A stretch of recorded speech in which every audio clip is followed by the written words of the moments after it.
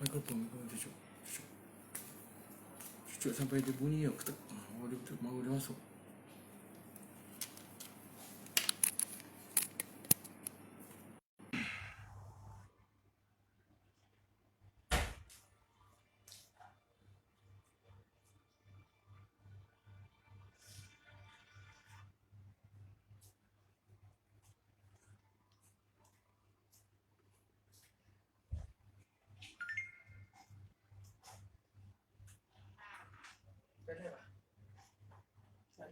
Hah? Dah.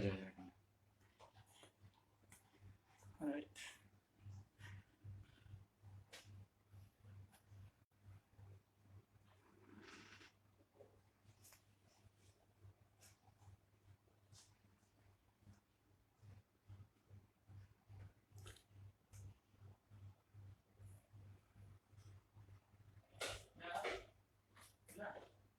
أستغفر الله العظيم الذي لا إله إلا هو الحي القيوم وأتوب إليه أستغفر الله العظيم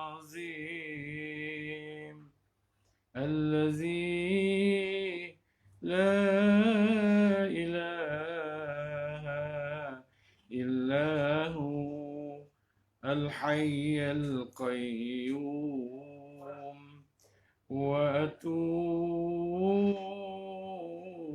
وأتوب إليه أستغفر الله العظيم الذي لا إله إلا هو الحي القيوم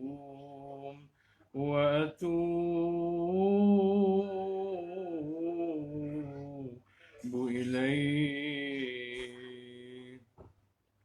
أستغفر الله العظيم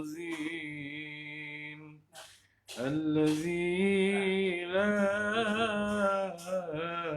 إله إلا هو الحي القيوم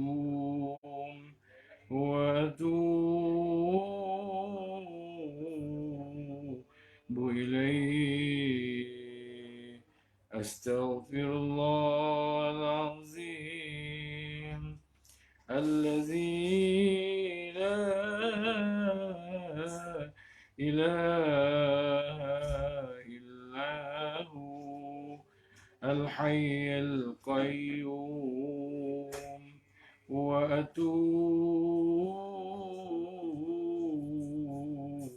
وأتوب إليه أستغفر الله العظيم الذي لا إله إلا هو الحي القيوم وأتوب إليه أستغفر الله العظيم الذي لا إله إلا هو الحي القيوم وأتوب إليه أستغفر الله العظيم الذي لا إله إلا هو الحي القيوم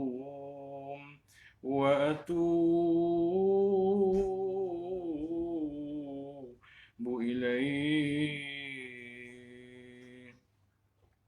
لا إله إلا الله لا إله إلا الله لا إله إلا الله محمد رسول الله لا إله إلا الله لا إله إلا الله لا إله إلا الله محمد رسول الله يا الله يا الله يا الله يا الله يا الله يا الله يا الله يا الله لا إله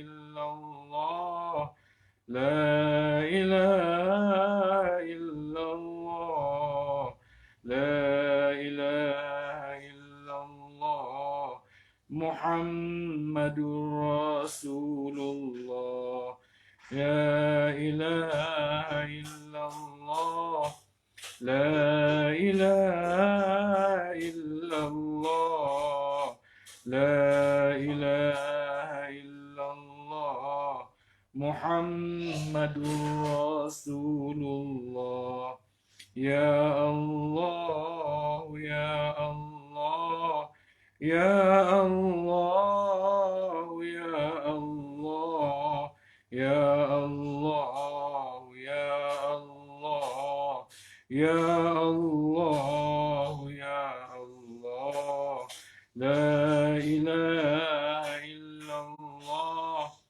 لا إله إلا الله لا إله إلا الله محمد رسول الله لا إله إلا الله لا إله إلا الله لا إله إلا الله محمد رسول الله يا الله يا الله يا الله يا الله يا الله يا الله يا الله يا الله يا الله يا الله يا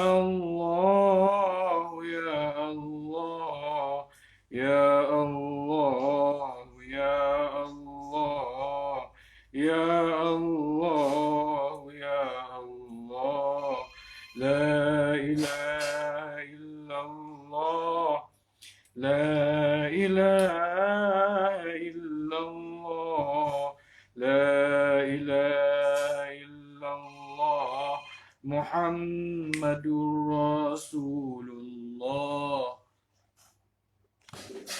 يا الله يا الله يا الله يا الله يا الله يا الله يا الله يا الله لا إله إلا الله لا إله إلا الله مؤيس لا إله إلا الله محمد رسول الله لا إله إلا الله لا إله إلا الله لا إله إلا الله محمد رسول الله لا إله إلا الله لا إله إلا الله لا إله إلا الله محمد رسول الله لا إله إلا الله لا إله إلا الله لا إله إلا الله محمد رسول الله. يا الله يا الله يا الله يا الله يا الله يا الله يا الله يا الله تبنا إلى الله ورجعنا إلى الله وندمنا على ما فعلنا تبنا إلى الله ورجعنا إلى الله وندمنا على ما فعلنا تبنا إلى الله ورجعنا إلى الله وندمنا على ما فعلنا سبحان الله والحمد لله ولا إله إلا الله والله أكبر سبحان الله والحمد لله ولا إله إلا الله والله أكبر سبحان الله والحمد لله ولا إله إلا الله والله أكبر سبحان الله والحمد لله ولا إله إلا الله والله أكبر سبحان الله والحمد لله ولا إله إلا الله والله أكبر سبحان الله والحمد لله ولا إله إلا الله والله أكبر سبحان الله والحمد لله ولا إله إلا الله والله أكبر سبحان الله والحمد لله ولا إله إلا الله والله أكبر سبحان الله والحمد لله ولا إله إلا الله والله أكبر سبحان الله والحمد لله ولا إله إلا الله والله أكبر سبحان الله والحمد لله ولا إله إلا الله والله أكبر سبحان الله والحمد لله ولا إله إلا الله والله أكبر سبحان الله والحمد لله ولا إله إلا الله والله أكبر سبحان الله والحمد لله ولا إله إلا الله والله أكبر.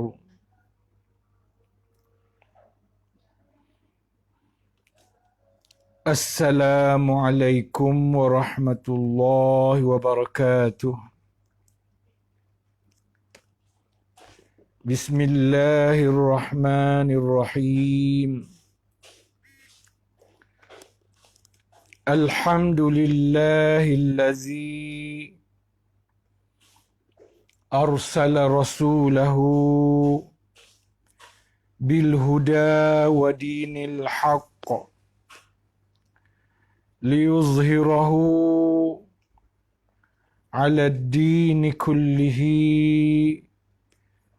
ولو كره الكافرون. أشهد أن لا إله إلا الله وأشهد أن محمدًا عبده ورسوله إمام المتقين وقائد الدعاة المجاهدين. اللهم صل وسلم على سيدنا محمد وعلى آله وأصحابه أجمعين. رب اشرح لي صدري ويسر لي أمري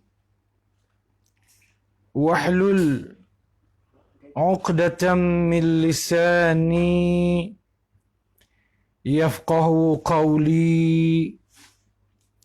الرحمن علم القرآن خلق الإنسان علمه البيان. قال الله تعالى في القرآن العظيم: فمن يعمل مثقال ذرة خيرا يره ومن يعمل مثقال ذرة شرا يره. صدق الله العظيم. Pertamanya, kita mengucapkan syukur kehadrat Allah Subhanahu wa Ta'ala kerana dengan limpah dan kurniaannya dapat kita bersama-sama pada malam ini bertemu di dalam program kuliah online live kita. Kuliah online live kita, di mana kuliah pada malam ini ditaja oleh Surau As-Sabirin, Bukit Saujana, SBCR Saujana Utama.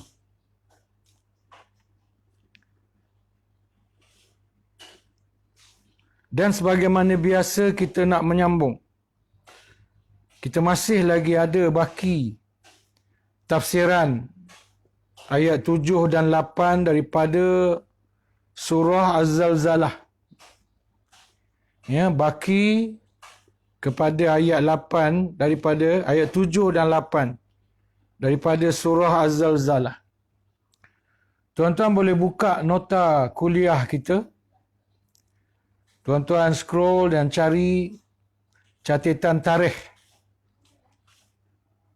Tulisannya lebih besar daripada yang lain-lain, iaitu bertarikh, tercatat di sana bertarikh 8 hari bulan 1 2021. Itu adalah tempat di mana kita telah berhenti pada jadual yang sebelum. Kita telah berhenti pada jadual yang sebelum. Jadi kita nak sambung catatan-catatan yang ada di sebelah bawahnya. Iaitu bersedekah Umar Al-Khattab dan Aisyah dengan sebiji anggur. Ya.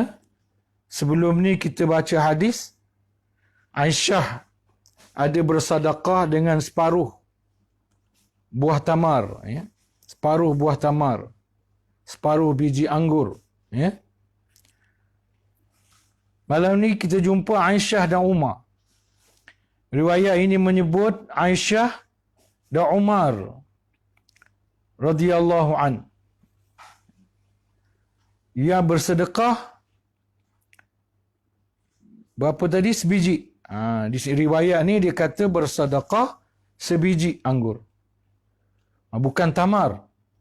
Sebelum ni Aisyah ni dia tamar, dia sedekah tamar. Separuh buah tamar. Ini dia sedekah sebiji buah anggur, ya. Lalu bersabda Rasulullah sallallahu alaihi wasallam. Ini dia membawakan penafsir ini membawakan hadis berkenaan dengan perkara ini. Saya terus baca terjemahanlah tuan-tuan. Sebab tulisan matan hadis dia kecil sangat. Saya pun tak nampak. Jadi saya terus baca pada terjemahanlah. Bersabda Rasulullah sallallahu alaihi wasallam, Iza zulzilatil ard.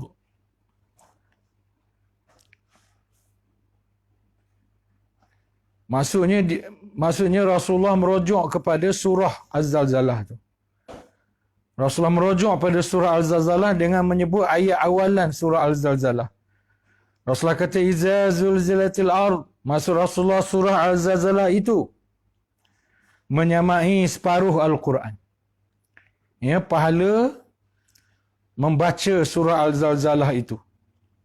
Ya, membaca, memahami, mempelajari, membaca, menyamai separuh daripada Al-Quran. Ya. Dia punya kekuatan surah ini dari segi pahalanya. Kemudian Nabi menyebut Qul huwallahu ahad. Sebab tu dalam Ma'surat Kubra, ada diletakkan dalam disiplin Al-Ma'surat Kubra. Sughra tak ada, dikeluarkan. Dalam Al-Ma'surat, disiplin wirid Al-Ma'surat Kubra, ada surah Al-Zalzalah ini. Kerana mempelajarinya dan membacanya, pahalanya menyamai separuh Al-Quran. Pahalanya menyamai separuh Al-Quran. Kemudian Rasulullah sallallahu alaihi wasallam menyebut Qul huwallahu ahad. Sebenarnya Rasulullah merujuk kepada surah Al-Ikhlas. Ya? Surah Rasulullah SAW bersabda yang bermaksud pahalanya menyamai sepertiga Al-Quran. Ya, surah Al-Ikhlas atau surah Qul Huwallahu Ahad. Ya, seterusnya sampai habis itu tak panjang pun, ayat dia 3 je pun. Kata Rasulullah sallallahu alaihi wasallam, pahalanya menyamai sepertiga Al-Quran. Kurang sikit daripada surah Az-Zalzalah tadi. Kemudian Rasulullah membaca Qul ya ayyuhal kafirun. Yang sebenarnya Rasulullah sallallahu alaihi wasallam merujuk kepada surah Al-Kafirun. Ya, surah Al-Kafirun. Rasulullah sallallahu alaihi wasallam menyebut yang bermaksud menyamai seperempat Al-Quran. Menyamai seperempat Al-Quran. Jadi sebenarnya riwayat ini, maaf saya, dia bukanlah riwayat yang mengulas tentang Sayyidina Umar dan Aisyah bersedekah. Sebenarnya Sayyidina Umar dan Aisyah bersedekah dengan sebiji buah anggur itu adalah lanjutan huraian yang terdahulu. Ya. Dia menyebut tentang sahabat-sahabat yang digalakkan oleh Allah Subhanahu taala bersedekah, berderma walaupun dalam jumlah yang kecil. Maka untuk tunjukkan bukti fakta, disebutlah bahawasanya Sayyidina Umar dan Aisyah pun pernah, ini sebenarnya perkataan Muqatil. Saya silap. Sebenarnya perkataan Muqatil. Dia nak menunjukkan bahawa antara fakta bahawa digalakkan kita dan bagus amalan bersedekah dan berderma walaupun dalam jumlah yang kecil, maka disebutlah suatu kenyataan berdasarkan riwayat-riwayat dan hadis di mana Umar Al-Khattab dan Aisyah, ini dua orang sahabat besar, pernah bersedekah dengan sebiji anggur. Kecil je, sebiji anggur saja. Tetapi tetap dijadikan sebagai amalan sedekah oleh Umar Al-Khattab dan Aisyah, menunjukkan mereka tidak memandang remeh perbuatan bersedekah ataupun memberi derma walaupun dalam jumlah yang sangat kecil. Berapa sen lah agaknya ya, sebiji buah anggur tu. Ya, saya pun tak boleh nak agak. Jarang makan buah anggur. Ya, mahal buah anggur ni. Jarang makan. Sekali-sekali adalah. Selalunya bukan beli sendiri pun orang bagi. Makanlah buah anggur. Jadi sebiji jumlah yang kecil. Yang mana Umar, Aisyah pun pernah bersedekah, berderma dengan jumlah yang kecil. Sebab itu tak ada salahnya kita nak berderma, bersedekah dengan jumlah yang kecil. Ada pun hadis yang baru dibaca tadi, yang matannya terlalu kecil tu, lain kali saya cuba besarkan matan dia. Tetapi blog spot saya ni, dia dah tukar sistem. Yang terbaru ni dia susah sikit nak edit. Ya, jadi kalau saya besarkan huruf nanti, huruf rumi dia terlalu besar pula. Bila saya letakkan huruf rumi dia saiz yang sepatutnya, huruf Arab dia pula kecil. Ya. Tapi tak apalah. Jadi hadis yang kita baca tadi sebenarnya nak menyebut tentang kelebihan 3 surah. Kelebihan 3 surah, iaitu surah Az-Zalzalah yang menyamai separuh Al-Quran, kemudian surah Al-Ikhlas, Qul huwallahu ahad, Allahu samad, lam yalid wa lam yakul lahu kufuwan ahad, menyamai sepertiga Al-Quran, kecil sikit pahalanya daripada surah Az-Zalzalah. Kemudian surah Al-Kafirun, Qul ya ayyuhal kafirun tu menyamai pahalanya 1/4 Al-Quran. Ya, jadi kesimpulannya ialah perbanyakkanlah membaca surah-surah ini. Kita selalu baca barangkali surah Al-Ikhlas, surah Al-Falaq dan surah An-Nas. Itu kita selalu baca. Tapi surah-surah ini jarang kita amalkan sebagai wirid kita. Sebenarnya kalau kita ada masa, surah-surah ini pun kita amalkanlah sebagai wirid kita. Kerana pahalanya besar.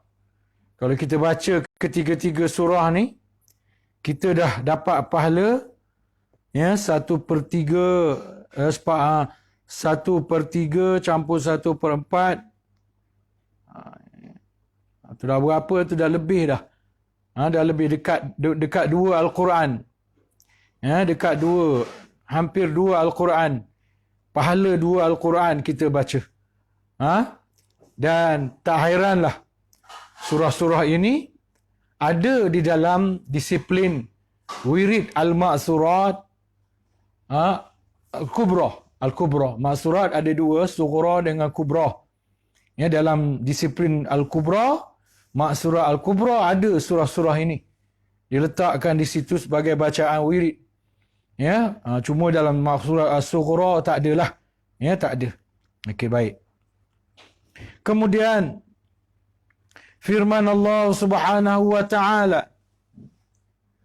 Firman Allah Subhanahu wa taala.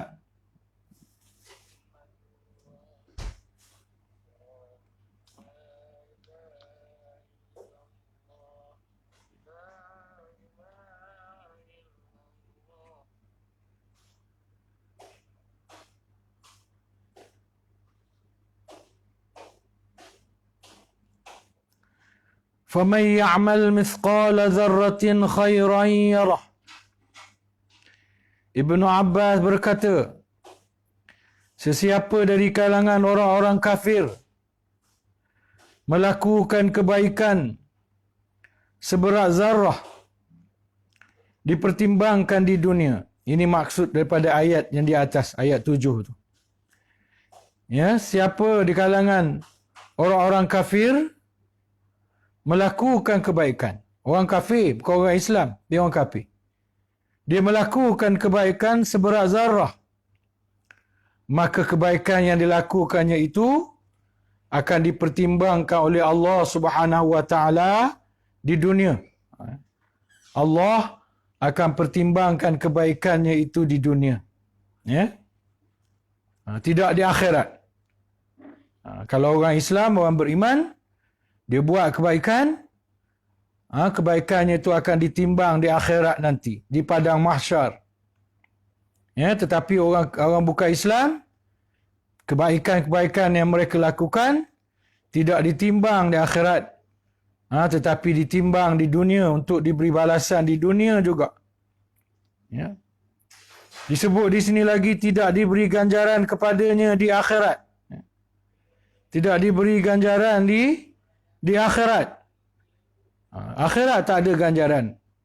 Orang bukan Islam bila dia buat baik, kebaikan dia dibalas di dunia. Ini juga pernah disebut dalam bacaan kuliah kita yang lalu. Orang bukan Islam dia buat baik di dunia, Allah balas habis kat dunia. Akhirat dia tak dapat.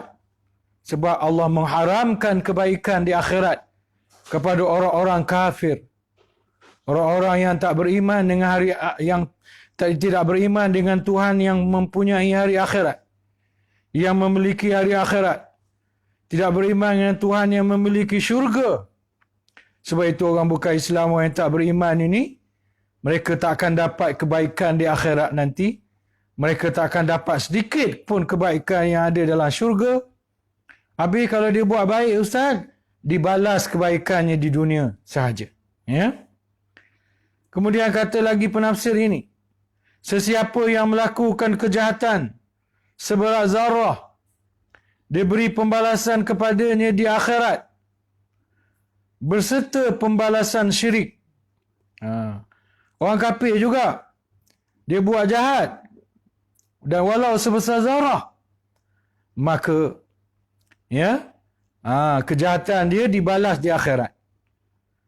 Kalau kebaikan dia dibalas di dunia, kebaikan orang-orang bukan Islam, Orang kafir dibalas di dunia, tapi kejahatan orang-orang kafir dibalas di akhirat.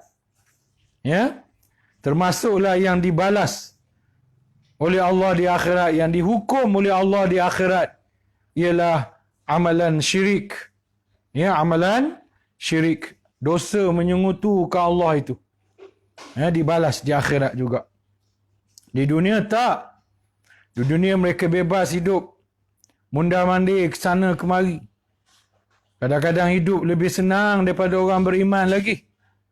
Sebab di dunia, kesyirikan mereka, penyengutuan mereka terhadap Allah tidak dibalas di dunia. Ia dibalas di hari akhirat nanti. Ya? Sesiapa dari kalangan orang-orang mukmin. Ini cerita orang beriman pula.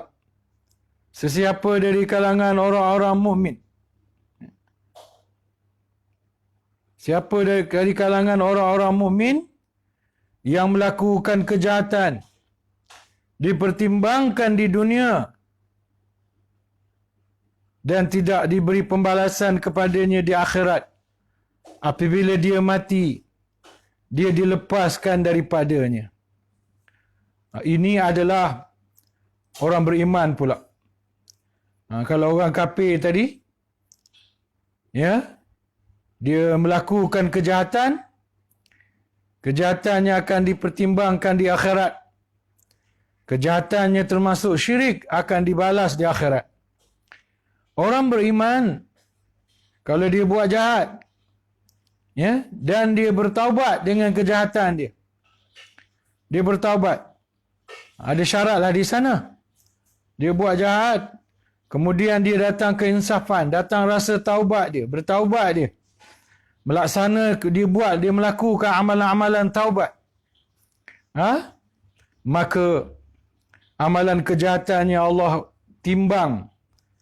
Allah timbang, Allah hisab di dunia, Allah tetapkan di dunia, dan Allah balas dekat dunia. Sehingga dia tidak lagi diberi balasan jahat di akhirat. Ya?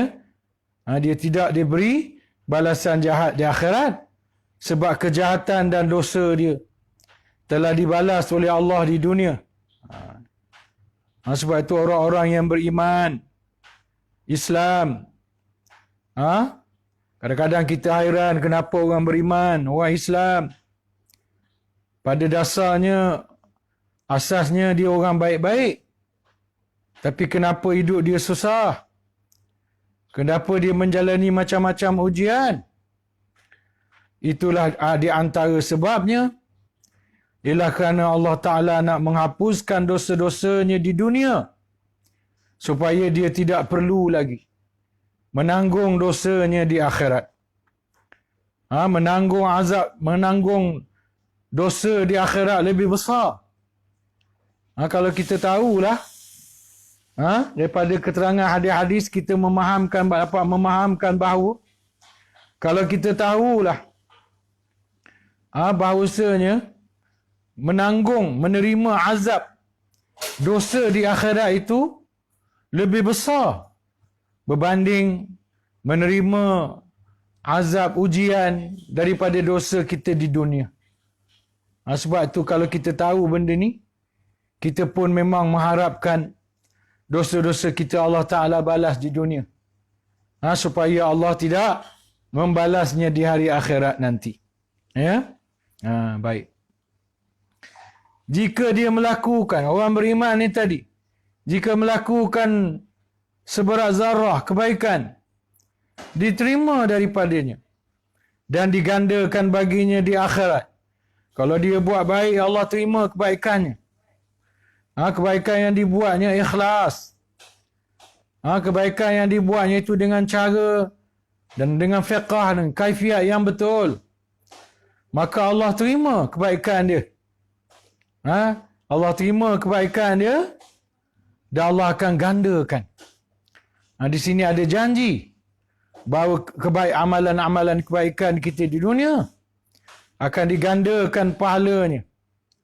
Sebab itu walaupun kebaikan yang kita nak buat tu kecil, itulah sebabnya Walaupun kebaikan yang kita nak buat tu kecil, kita jangan remehkan. Kita buat juga. Sebab nanti akan digandakan oleh Allah di akhirat. Bila digandakan oleh Allah, jadi besarlah dia. Ya? Sebab tu jangan tinggalkan perbuatan kebaikan yang kita nak buat walaupun kecil. Kerana pahalanya akan digandakan oleh Allah Subhanahu wa taala di hari akhirat nanti. Di dalam beberapa buah hadis ada disebut az-zarratu kecil. Az-zarratu la zinata laha. Ya, az-zarratu la zinata laha. Maksudnya az-zarrah itu tadi, yang dulunya diertikan dengan butir jagung atau semut yang paling kecil, atau kalau kitab-kitab Jawi, tanah Jawi, dia suka terjemah dengan biji sawi. Ya. Kalau kita buka kitab-kitab Jawi, ya, kitab-kitab agama yang ditulis dalam bahasa Jawi, bahasa Melayu Jawi, selalunya zarah ini diterjemah dengan biji saga. Mungkin kerana orang Melayu lebih kenal biji saga. Ya? Az-zarrah yang diertikan dengan butir jagung, yang diertikan dengan semut yang kecil.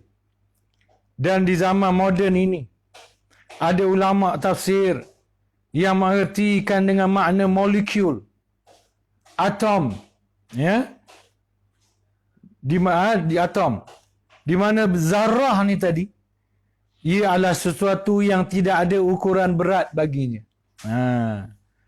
Zarrah ni, benda yang kata seberat zarrah ni, sebenarnya tak ada timbangan berat dia. Letak atas penimbang, tak boleh nak timbang berat dia. Ringan sangat, kecil sangat. Tak boleh ditimbang. Itu makna zarrah, kecilnya. Jadi maknanya kalau buat amal kebaikan sebesar zarrah, buat kebaikan yang sebenarnya tak boleh timbang pun kebaikan tu. Nak timbang berapa berat kebaikan tu pun tak boleh timbang.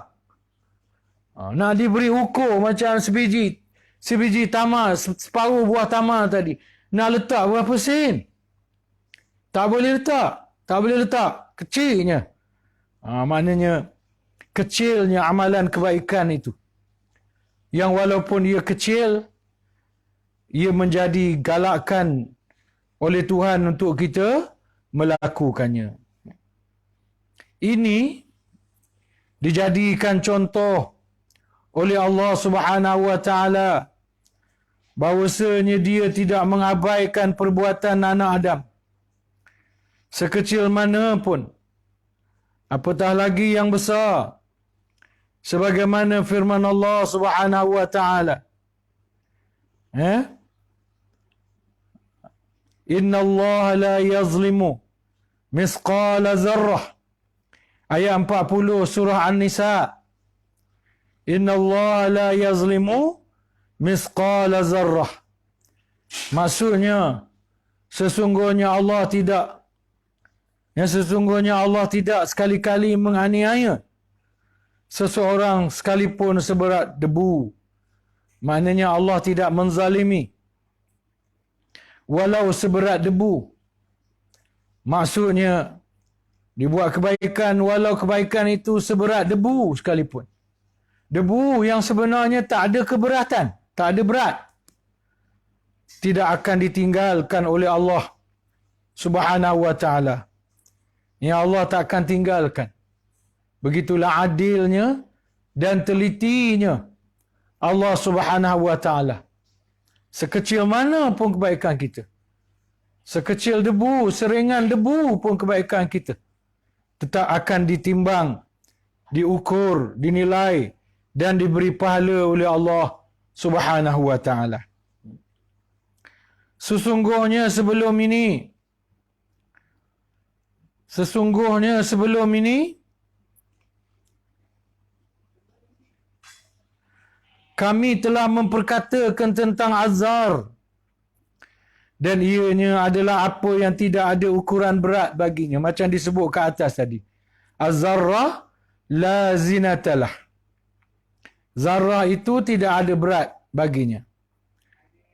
Berkata sebagian ahli bahawasanya Azzar, bahawasanya seseorang menepuk tangannya ke atas tanah, maka apa yang melekat dengannya di tanah, itulah azzar. Ya, ada ulama bagi contoh, zar itu banyak mana, seukur mana, bila kita tepuk tangan kita atas tanah. Bila kita tepuk tangan kita atas tanah, maka debu yang tinggal kita angkat. Maka debu yang tinggal kat tangan kita tu, itulah jumlah yang dikata azar tadi. Ya, betapa ringannya baki-baki debu yang melekat di tangan kita. Begitu jugalah perkataan Ibnu Abbas. Apabila engkau meletakkan tangan engkau atas tanah dan kemudian mengangkatnya, maka setiap sesuatu dari apa yang melekat dengannya dari tanah itulah azar. Ya. Ini samalah dengan keterangan di atas. Berkata Muhammad bin Ka'ab Al-Qurazi, maka sesiapa yang melakukan kebaikan sebesar zarrah dari kalangan orang-orang kafir, dipertimbangkan. Ini cerita juga. Orang kafir buat baik, orang beriman buat baik. Macam dekat atas. Tapi ini perkataan Muhammad bin Al-Ka'ab pula. Ya. Katanya, maka barang siapa yang melakukan kebaikan sebesar zarrah dari kalangan orang-orang kafir, dipertimbangkan ganjarannya di dunia pada dirinya, hartanya, keluarganya dan anak-anaknya, sehingga dia keluar dari dunia dan tidak ada untuknya kebaikan di sisi Allah. Ya. Siapa yang melakukan kejahatan seberat zarrah dari kalangan mukmin, diberi ganjaran pembalasannya di dunia pada dirinya, hartanya, anak-anaknya dan keluarganya, sehinggalah dia keluar dari dunia dan tidak ada baginya di sisi Allah Subhanahu wa taala kejahatan. Ya, ini sama macam yang pernah kita baca dulu. Orang kafir buat baik, Allah nilai dan Allah beri balasan di dunia. Orang beriman buat baik, orang kafir. Orang beriman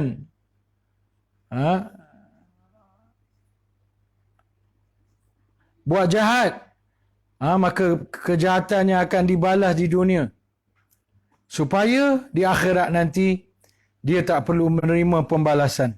Ya, itu suatu kebaikan sebenarnya. Dalilnya adalah apa yang diriwayatkan, perkara yang telah diulang-ulang ni oleh para ulama tafsir ni. Maka di sini dinyatakan dalilnya adalah apa yang diriwayatkan oleh para ulama yang dibuktikan melalui hadis Anas.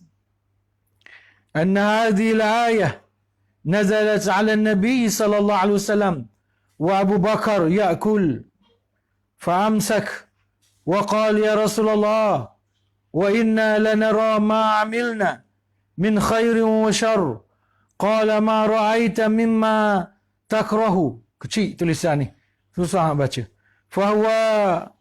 Fahuwa masaqilu zarra syarr wa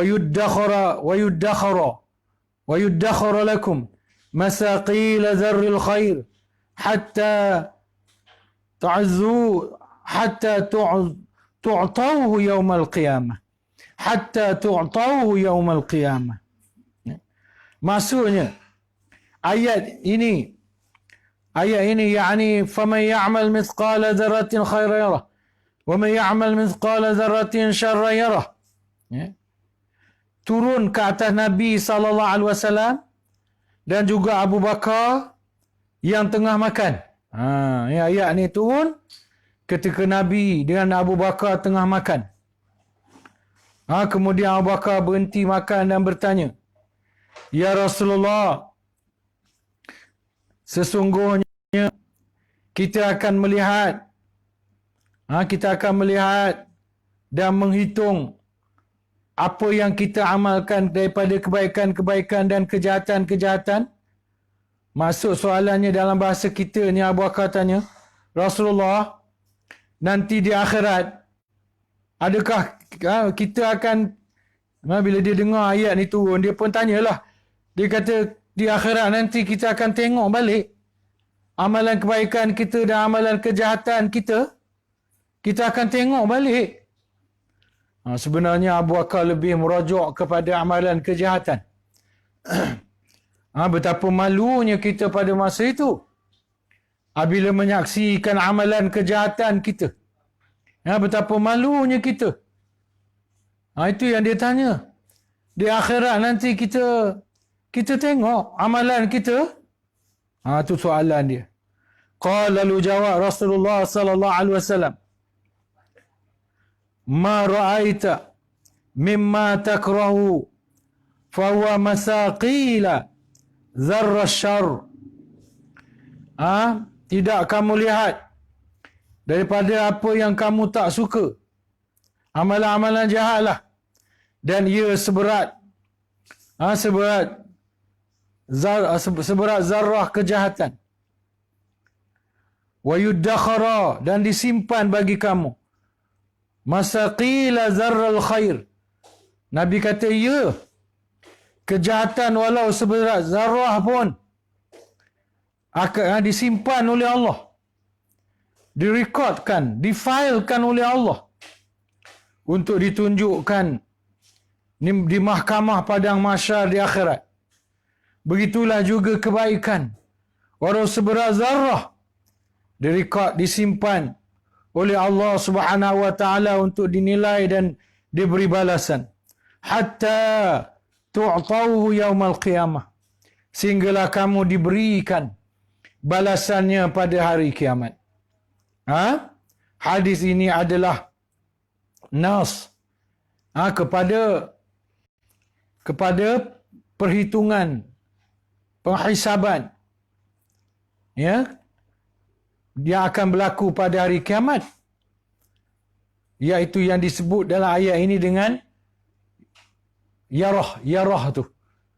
Wa may ya'mal mithqala dzarratin khairan yarah wa may ya'mal mithqala dzarratin khairan yarah wa may ya'mal mithqala dzarratin syarran yarah. Yarah tu makna melihat, tetapi dalam konteks ini melihat untuk dinilai, dihisap, dihitung, diberi pahala, kemudian diberi balasan. Kalau pahala diberi balasan syurga, kalau dosa diberi balasan neraka oleh Allah Subhanahu wa taala.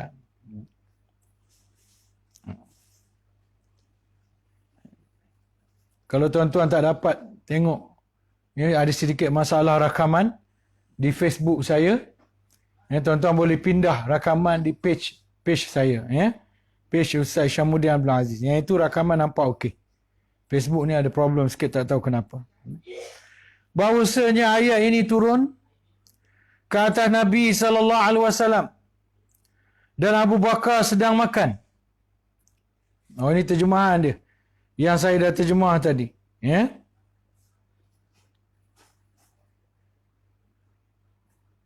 Okey. Abu Idris berkata, sesungguhnya buktinya adalah di dalam kitab Allah. Ni para ulama tafsir beri nas lah, dalil bahawa amalan kita akan dilihat, dihitung di hari akhirat walau sekecil mana pun. Dalil pertamanya ayat 78 surah Al-Zalzalah ni lah. Dalil berikutnya menguatkan ayat 7 dan 8 ini ialah hadis tadi. Ada ini Abu Idris memberikan satu lagi dalil yang berupa firman Allah Ta'ala, wa ma asabakum min musibah fabima kasabat aydikum wa ya'fu an katsir. Dan apa jua yang menimpa kamu dari sesuatu kesusahan atau bala bencana, apa saja yang menimpa kita dari segi kesusahan, bala bencana, kemalangan, sakit, pening, kena rompak dan seumpamanya, maka ia adalah disebabkan apa yang kamu lakukan dari perbuatan-perbuatan yang salah dan berdosa. Dan dalam pada itu Allah memaafkan sebahagian besar dari dosa-dosa kamu. Ayat ini menjadi dalil. Ayat ini menjadi nas, dalil bahawa ujian, kesusahan yang menimpa kita, musibah yang menimpa kita adalah di antaranya disebabkan oleh kejahatan-kejahatan dan dosa yang pernah kita lakukan. Dan ia menimpa kita sebagai kafarah.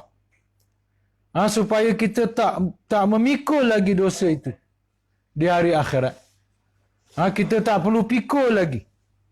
Kerana kejahatan dan dosa itu telah kita terima hukumannya, pembalasannya di dunia lagi. Di dunia lagi. Berkata Muqatil yang saya telah sebut tadi. Kalau kita tahu pembalasan kejahatan kita di akhirat besok lebih besar daripada di dunia, maka kita akan menghendaki semua dosa kita Allah balas kat dunia. Kita tak nak ada dosa kita Allah balas di akhirat, sebab kalau Allah balas di akhirat besar sungguh azabnya. Seberat mana pun azab di dunia, dia tidak menyamai dengan azab di akhirat. Tidak seberat dan sebesar azab di akhirat.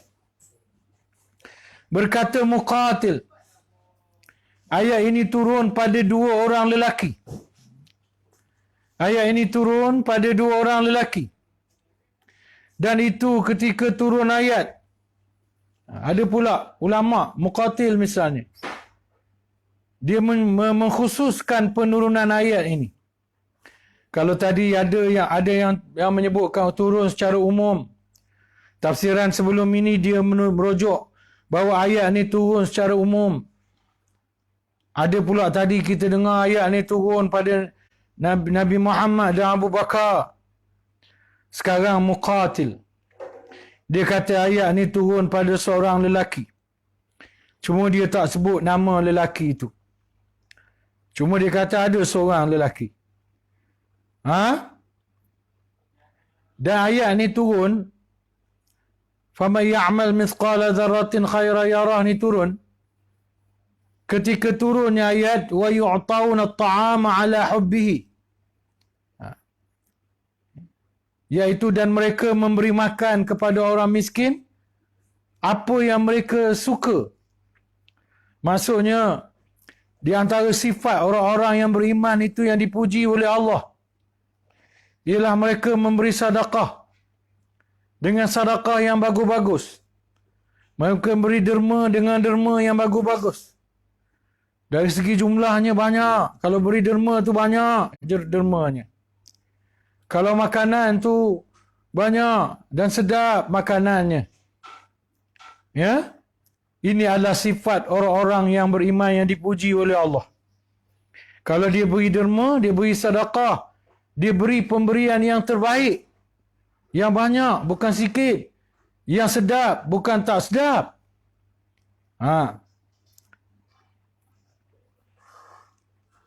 Salah seorang dari mereka didatangi peminta sedekah. Riwayat ni hampir samalah dengan yang kita pernah baca sebelum ni. Maka dia memberinya sebiji tamar yang telah terbelah isinya. Lalu dia bersedekah dengan sebiji. Dari seorang ni dia sedekah sebiji tamar. Separuh buah tamar, bukan sebiji, separuh. Mungkin ada, bukan mungkin lah, dia tak ada benda lain nak bagi dah. Ataupun dia ada sebiji tamar, dia pun lapar juga. Dia bahagi 2, separuh dia makan sebab dia pun lapar. Separuh dia bagi kepada peminta sedekah itu. Seorang lagi meremehkan, yang seorang pula dia meremehkan dosa kecil dan berkata, sesungguhnya Allah SWT memberi ancaman neraka atas dosa-dosa besar. Maka turunlah ayat ini untuk menimbulkan rasa keinginan mereka terhadap melakukan kebaikan walau sekecil mana sekalipun. Kerana sesungguhnya mungkin sahaja ia menjadi besar dan mengingatkan mereka agar berwaspada terhadap dosa kecil, kerana dibimbangi ia boleh saja menjadi besar, dan menyebut perkara ini ialah Sa'id bin Jubair. Dan perkara yang hampir sama disebut oleh ulama-ulama tafsir yang lain. Sebab itulah kita kadang-kadang macam kita baca benda yang sama. Ya? Kerana memang dia hampir benda yang sama, tetapi disebut oleh ulama tafsir yang berbeza-beza. Tak mengapalah. Bila diulang berkali-kali, ia lebih mantap kefahaman dan kekuatan pada ingatan kita. Ya. Berkata Ibnu Mas'ud, ini adalah ayat yang paling berhikmah. Ayat 7 dan 8 dari surah Al-Zalzalah ini adalah ayat yang paling berhikmah di dalam Al-Quran dan paling benar. Sesungguhnya telah bersepakat ulama atas umumnya ayat ini. Ya. Ka'ab bin Al-Akhbar. Ini dia. Ini saya kata tadi. Ada ulama dia kata dia turun, ayat ni turun secara khusus. Tetapi ulama tafsir dia balik kepada prinsip pengajaran tafsir. Ayat tu turun bukan kerana sebab yang khusus. Bukan kerana sebab yang khusus, tetapi kerana sebab yang umum. Ya? Dia turun tu ada sebab dia, tetapi pengajaran diambil secara umum. Ya?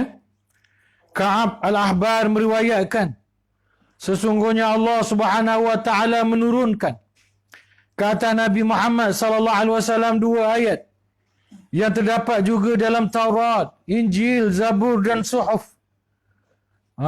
Ni di sini Ka'ab kata ayat ni, ayat yang sama bukan sahaja ada dalam Quran. Pada ayat 7 dan 8 surah Al-Zalzalah, ia juga ada juga ada dalam kitab Taurat, ada dalam Injil, ada dalam Zabur, dan ada dalam suhuf-suhuf yang diterima oleh nabi-nabi yang terdahulu. Menunjukkan pentingnya ayat ini.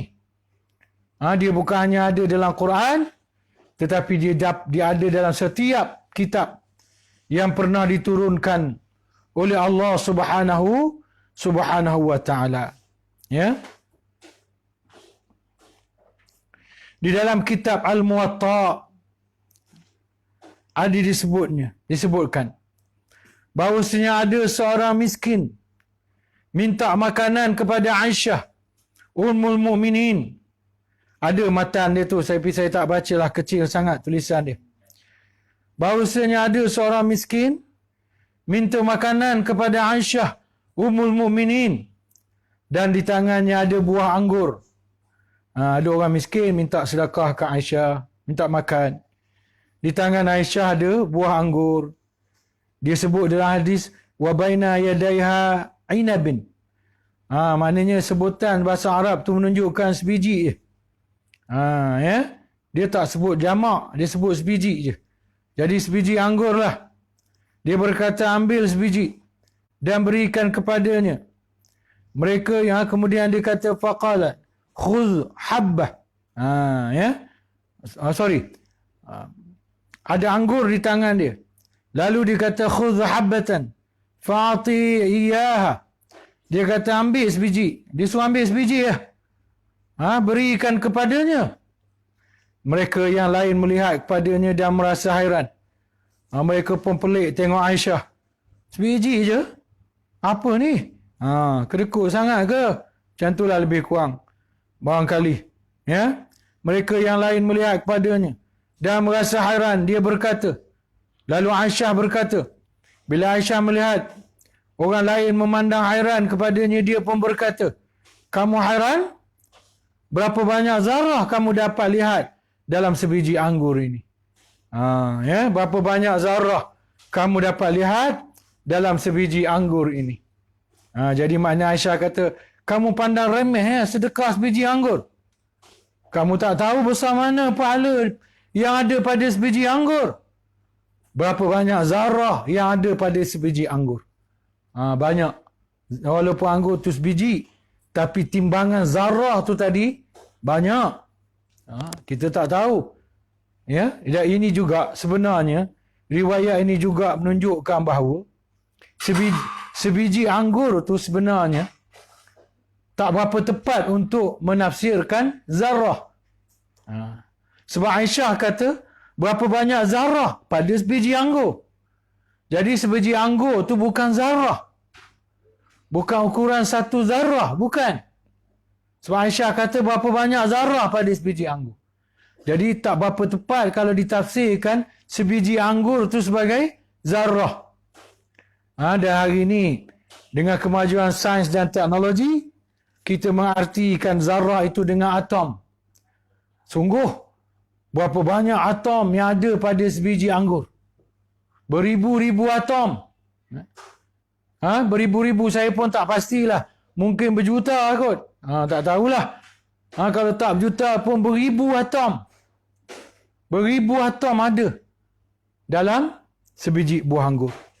Jadi bila bersedekah sebiji buah anggur dapat beribu zarrah pahala. Nampak kecil je. Nampak sebiji je. Tapi pahalanya besar di sisi Allah Subhanahu wa taala. Diriwayatkan dari Sa'id. Saya akan berhenti pada 10 suku. Sebab kita mula 9 suku tadi. Diriwayatkan dari Sa'id bin Abi Waqqas. Saya baca terjemah tu lah tuan-tuan ya. Bahawasanya dia bersedekah dengan 2 biji tamar. Ini tadi sebelum ni kita dengar separuh tamar. Yang ini 2 biji tamar. Maka sepeminta sedekah memegang tangannya. Orang yang minta sedekah ni pegang tangan dia. Dia berkata kepada sepeminta, Allah Subhanahu wa taala menerima dari kita seberat zarrah.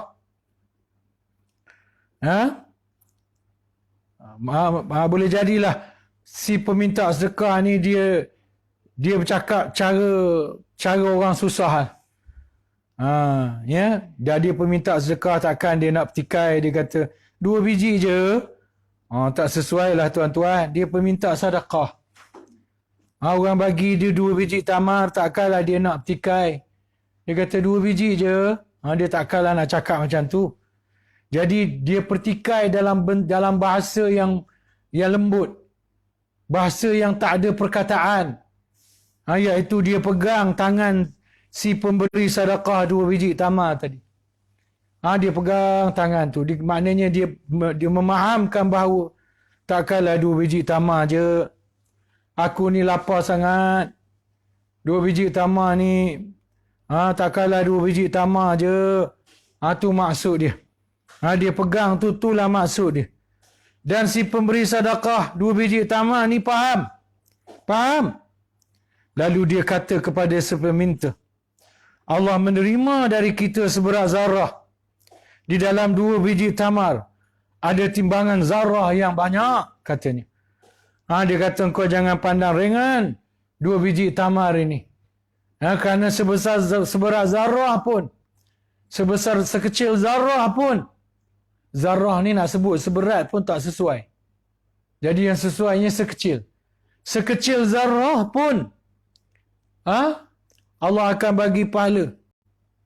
Dan berapa banyak zarrah yang ada di dalam 2 biji tamar. Perkataan lelaki ini sama dengan konsep yang disebut oleh Aisyah di dalam hadis yang kita baca sebelum ini. Jadi maknanya kita boleh memahamkan bahawa sebiji tamar tak boleh diartikan dengan 1 zarrah. Kerana Aisyah menyebut dalam sebiji tamar ada banyak zarrah. Ada banyak zarrah. Ada banyak pahala. Dan sebab itulah tuan-tuan saya simpulkan. Saya pun dah nak berhenti. Sebab itu saya ulanglah berkali-kali. Supaya janganlah kita berasa remeh. Bersedekah dengan jumlah yang kecil. Jangan 50 sen, RM1. Kalau kita ada banyak, bagi banyak lah. Tapi kalau kita tak ada banyak, bersedekahlah dengan jumlah yang kecil yang kita mampu. Dan jangan pandang remeh. Kerana ia boleh jadi besar pahalanya di sisi Allah Subhanahu wa taala. Ada satu hadis saya baca tuan-tuan dalam kitab apa nama ni, tingkatan umur manusia. Ya, dalam kitab tingkatan umur manusia. Ya. Ada saya terjumpa satu hadis di padang mahsyar nanti tuan-tuan. Di hari akhirat nanti Tuhan dia pegang tangan orang miskin, dia bercakap dengan orang miskin. Tuhan bercakap lemah lembut dengan orang miskin. Nak menggambarkan bahawa Tuhan sendiri bila dia bercakap dengan orang miskin dengan lemah lembut, dia tak tengking, dia tak sergah. Dia tak maki, dia tak caci. Tuhan sendiri bila bercakap dengan orang miskin, dia bercakap dengan lemah lembut. Siapalah kita nak tengking sergah orang miskin? Siapalah kita nak caci maki orang miskin? Tuhan sendiri bila bercakap dengan orang susah, orang miskin, lemah lembut. Apa Tuhan kata? Tuhan kata, kamu pergi kat padang mahsyar sana. Kamu carilah orang yang dulu pernah bagi kamu. Walau sesuap nasi, walau sebiji tamar, walau sebiji anggur. Kamu pegang tangan dia. Kamu bawa dia masuk dalam syurga. Kamu bawa dia masuk dalam syurga. Sebab tu tuan-tuan, orang miskin adalah anak kunci kita ke syurga. Sebab tu jangan tengking, sergah, caci, maki, pandang hina pada orang miskin. Sayangilah orang miskin. Kasihilah orang miskin. Berlemah lembutlah dengan orang miskin. Kerana mereka lah yang akan memegang tangan kita dan memimpin kita, menarik dan membawa masuk kita ke dalam syurga Allah Subhanahu wa taala. Insya-Allah semoga itulah yang berlaku. Jadi cukuplah kuliah saya pada malam ini. Insya-Allah kita jumpa lagi dalam jadual kita akan datang. Moga-moga kita diberkati oleh Allah Subhanahu wa taala dengan usaha kita untuk menambah ilmu kita daripada masa ke semasa. Kita sudahi dengan lafaz wabillahi taufiq wal hidayah. Wassalamualaikum